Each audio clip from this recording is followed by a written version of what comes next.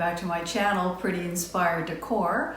My name is Shelly, and today I'm going to be making a hoop wreath for my good friend Peg, who asked me to make her a wreath in blues and in yellows with just a little bit of white. She wanted some white daisies, and so what I did actually a number of months ago is I went to Michael's so I could make sure that I could get the type of flower that she wanted and the colors that she wanted as well. And I also bought a hoop wreath. So I'm just going to step aside, take a look at what I've done here. I used my wire cutters to cut up two like this.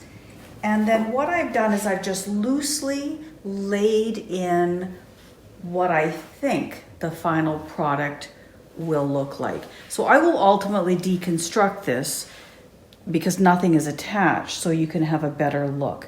I've got a full piece of greenery in here.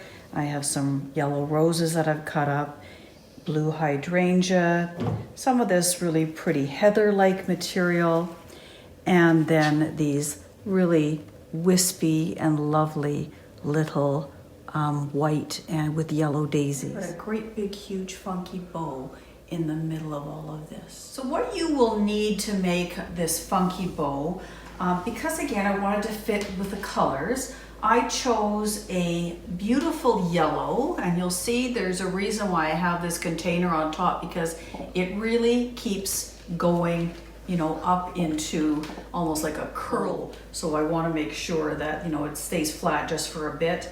I've got this really nice, almost a plaid bow, and this it's almost a limey green, but I thought it'll work in with the greenery. I thought it'd be pretty. And then this really soft blue. And so I'm going to have you take a look at the supplies that you will need. You're going to need at least one pipe cleaner. Usually just one will work. I've got some zip ties, and I'm going to mix, I think, yellow, and I'm going to mix the clear, and that's what I'll use to attach the flowers. For my ribbon, I just find, especially if it's going outside, I find that if I use pinking shears to cut my ribbon, that, you know, I'm usually happier with the end result. And anything that goes outside, I spray with Rust-Oleum Never Wet, because that will keep the bow and the flowers, it'll help them last quite a bit longer if you spray them with this. I mean, I'm so happy with the wreath that I did for my front door with this. It's been out through rain, we've even had a little bit of snow on it, and you know what? They look as good as they did the day I created that wreath. All right, so the first thing I'm going to do, I've cut all my ribbon to 20 inches long. I have already dovetailed these two, so now I'm just going to dovetail these yellow ends. And when I dovetail, I fold my ribbon down like that. I try to do at least two together. Bring them together, and then I just cut up. And that gives you a really nice dovetail. This ribbon is lovely ribbon because it's double-sided ribbon. I can't always find double-sided ribbon, but I really wanted double-sided ribbon, so I really had to hunt high and low, especially for a yellow that I liked. So many of the yellows, you know, really didn't work with those flowers. So I thought, well, this is probably the closest, and I'm quite happy with how I think it'll all work together. So again, fold it in half and just cut up. That way you don't have to worry about cutting your fingers. Now I learned how to do a funky bow. If you watch my channel, you know that I learned how to do this from Arlynn. Like, that woman is the queen of every kind of bow, but the funky bow is my favorite. So once you've got all of your ribbon, you can see what I mean about how these ones are just curling back up that ribbon. You take your ribbon and you divide it, or you fold it in half, approximately. And then you know, these are 20 inches long, so I think I'm going to make them about 6 inches. And pick that up take this, take your back one and flip it forward. All right, and then go to the next one. Again, put it in half. 6 inches. Now I'm going to choose to do 3 across, so I'm going to keep all 3 of them going the same way initially, and then my next row I'll have them go down. There's a variety of ways you can do this, but I think for this one, this is what I'm going to do. I kind of make my decision as I'm going when I'm making my funky bows. And once again, at the 6-inch mark, you put it in here. I like to fluff my bows as I'm making them. And again, take the one at the bottom and flip the bottom out. Again, so nice because this is double-sided ribbon, so it all works together so beautifully. This yellow ribbon though is a bit stubborn. It's not as stiff as the other 2 ribbons, so it's a little harder to work with. Of course, I didn't know that when I bought it, but you know, you gotta work with what you've got. So then for my next layer, I've got 4 of each cut. I'm going to take my blue and I'm going to go down. I'm actually going to start going this way. Notice I put that down. My ribbons are at the top. Again, the back one I'm going to flip forward. Like I said, I'm really happy with this ribbon. I think it's pretty and I think it's really summery. And I know that my good friend Peg will love it. So, so pretty. Okay, and then again, you take the back one and you flip it forward.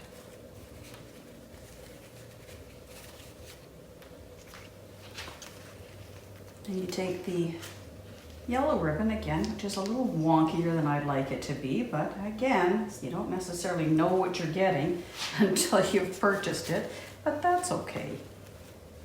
You know, these bows, what I have found, you know, and I love to watch Arlynn make them, I have found that they're so easy to make.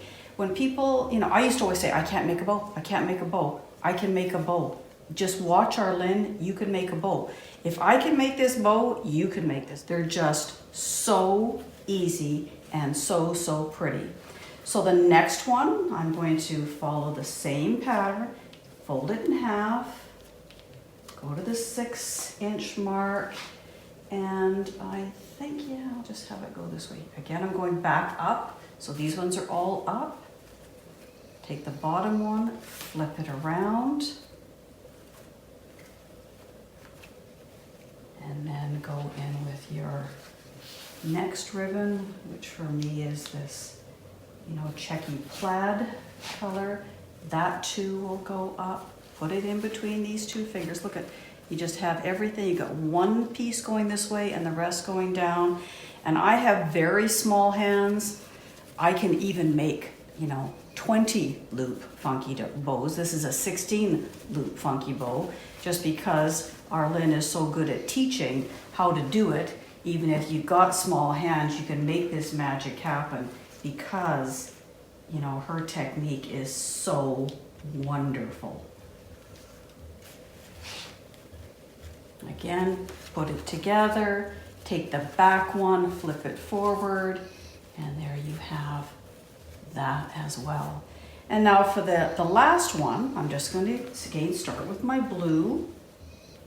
So I have 2 rows going up and 2 rows going down. So I'll take this blue and put it in here, put it in there, take the back, flip it forward. Just going to pop that in here. And then,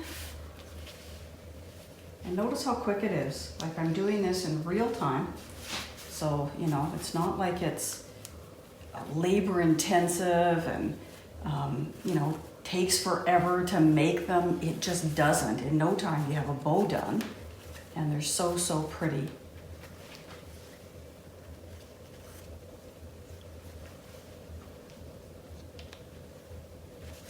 And then the last one goes in here.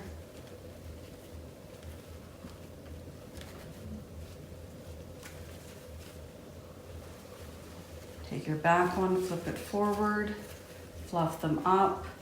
Then you've got everything. Look at one side, one side. You take your pipe cleaner, you put it through. I put it through my finger, take it around the back. Hold it all quite tight. Zip it in. Take this pipe cleaner and twist. And I just twist it and twist it and twist it and twist it and twist it. So you end up with your funky bow. So I fluff this ribbon up, which is again so easy, this bow up. And then what I've done is I've cut one ribbon that's 40 inches long, and this will be a longer tail. And then I only had a little bit left of my yellow, but I thought, you know what, that's okay. I'm just gonna use it. I'm gonna, make different end pieces. So I'm just gonna put my blue in half, put my yellow in half, and I thought I'll just cut one of the plaid in half. And now I'm going to tie this in to the back so that I can tie it on to the actual hoop. Okay, and again, everything kind of flattens out, but again, I can poof that all up once I put it onto the wreath. Okay, so I've deconstructed half of the wreath. As I said before, I had it tentatively set up. And what I'm going to do first of all is begin with this large branch. And you'll notice I've kept it intact. I am not cutting it apart at all.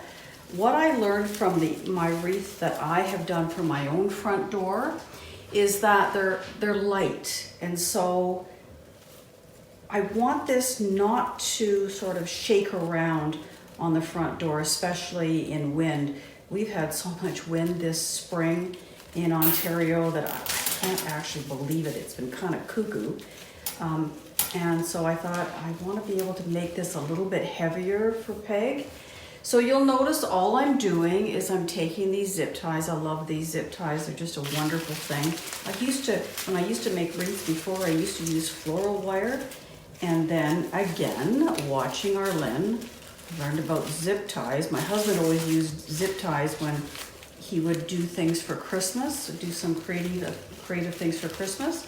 I never ever thought about using them for my own crafts, but let me tell you, way better than floral wire. Everything, sits beautifully. I can't even fathom going back to floral wire, to be honest with you. So all you do when you put these in is you just grab a branch, slip them in, find the flat side of the zip tie, pop the end in to the flat side and pull. Like really, it's that simple. Then you've got all these long ends, you snip. This next part, I've taken 3 types of flowers, the heather type, the hydrangea, and the rose. I'm gonna put them all together with one zip tie. And again, just clip them on. So easy. You don't even need anybody to help you hold stuff. That's how good these zip ties are. They just hold things tightly. They're just a thing of beauty. I can't say enough about how much I love these things. Sometimes I end up putting, using another one if I think it's not quite, I don't want these little ends sticking out. I could cut them, but again, from my perspective, at least for an outdoor wreath, I want as much weight as I can get on this outdoor wreath. Cut your ends off and they're there. So let me place a few more. I'll be right back. So the first half of this wreath is done and I'm quite happy with it. Now my friend Peg wanted it to be quite a full wreath. Initially she wanted me to use a grapevine wreath and I wasn't happy with the quality of the grapevine wreaths this year. And so I kind of convinced her to do a hoop wreath, and she said, go for it. So that's what I'm doing. But I am making it a little fuller. So let me bring the other flowers back, and I'll be right back. So what I've done is I have just laid the bow on top. I haven't put it in there permanently. I haven't tied it on permanently, because the first thing I want to do is, again, I'm keeping all of this together. These are these little pretty daisies that Peg asked me to pick up. And I want to make sure that the stem is well hidden. So again, I laid my bow in, and now I'm just going to zip tie that in. So I can get a pretty good idea if my bow is going to cover everything. And then I can take this and shove this in a little bit further. That works nicely. I'm just going to attach. Again, I'm going to take this clump here, like this, and I'm going to pop this in and attach it with the daisies. I'm attaching my next clump of flowers, and I'll show you how I attach the last bit, because it's the same process, and I thought this video is probably going to be long enough. You don't need to watch me attach every single flower. So for the last bit, I'm going to, again, notice I kept this intact. And I want to attach the daisies with it as well. So if I I'll go in this way with it. And I just take a piece of the daisy bit. Let's see, take a piece of the daisies. That everything stays together. If you're going to make the ones that are a little bit more sparse, and if you have a metal door, I got some little tiny two-sided magnets, and so I've actually magnetized my metal wreath to the door, my hoop wreath to the door, and really now it's working beautifully, because I did make, a more sparse one. That's what I wanted at that time, but I'm quite liking this fuller look too, so I might be remaking that one. We'll see. All right, I'm going to do a little bit more attaching, and then I'll be back and we'll put the bow on. Okay, I wasn't happy with the bow, so I took a little piece of it apart. I just actually took the pipe cleaner off, and I'm going to use a zip tie to put it together, just because I think because this ribbon isn't as thick as other ribbon that I've used in the past, that it may be better if I use a zip tie. So again, all I'm doing, same principle, I just run the zip tie up the middle, and then I'll fluff.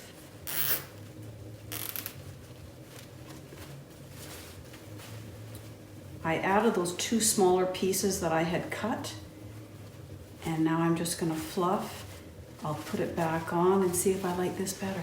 So I did add a little bit more to this wreath. I ended up taking 2 more of the hydrangeas and 1 more of the roses out of this bunch.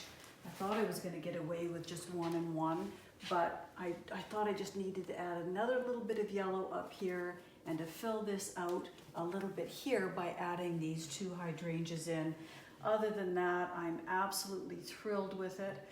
I will, when the rain stops here in Ontario and we have a lovely day, I will take this wreath outside, and I will spray it with the Never Wet, and I hope that my good friend Peg loves this wreath. You may be wondering why I'm making this wreath and for my good friend Peg, and who she is. Well, she is the sister-in-law of my good friend Melissa, who passed away in December of 2017. And she and I have become very, very close, and I really wanted to make something for her. And when she asked if I would make her a wreath, the answer was an automatic yes. And I hope she enjoys this wreath, and I hope she thinks of Melissa when she sees the wreath, because I know how much we both love and miss Melissa. So if you have not already done so, I hope you give this video a thumbs up, subscribe if you have not already done so, and leave me a comment. Tell me what you think of me, you know, branching out from my pinks and my greens. Share this video with people who love decor as much as we do. Bye-bye.